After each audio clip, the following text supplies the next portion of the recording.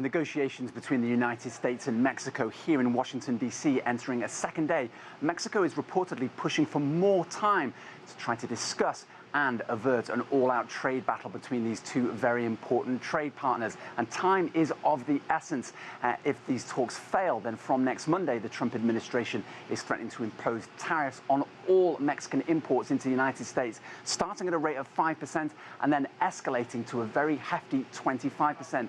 All because the US says there are unacceptable levels of illegal immigration from Mexico into the United States. Mexico, for its part, has been threatening retaliatory duties, but Mexico's foreign minister, who's been negotiating with his counterparts here in Washington, D.C., was optimistic.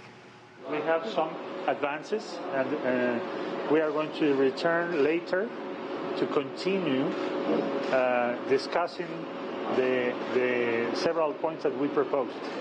Well, some of those points, according to AFP, would be Mexico offering to freeze the bank accounts of human traffickers blamed by the Trump administration for bringing criminal gangs and other illegal immigrants into the United States. But the US also wants Mexico to do more to secure its own southern border with Guatemala. But Mexico, for its part, wants the US to invest more in those economies, the idea being that people would be deterred from coming to the United States in the first place.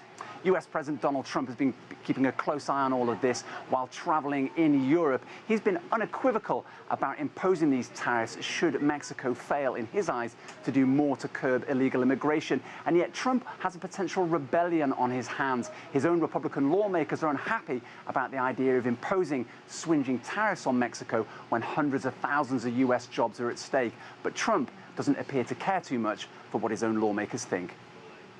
And a lot of people, senators included, they have no idea what they're talking about when it comes to tariffs. They have absolutely no idea. When you have the money, when you have the product, when you have the thing that everybody wants, you're in a position to do very well with tariffs, and that's where we are.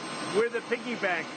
But if the US is the piggy bank, then farmers in the rural Midwest are hurting from all of this. They've already been hit by retaliatory tariffs from China in a separate dispute with the US over its own trade issues. Now they could potentially be hit twice if Mexico retaliates and imposes tariffs on their exports to Mexico. This is a critical constituency for the Trump administration as President Trump eyes up re-election next year. Back to you.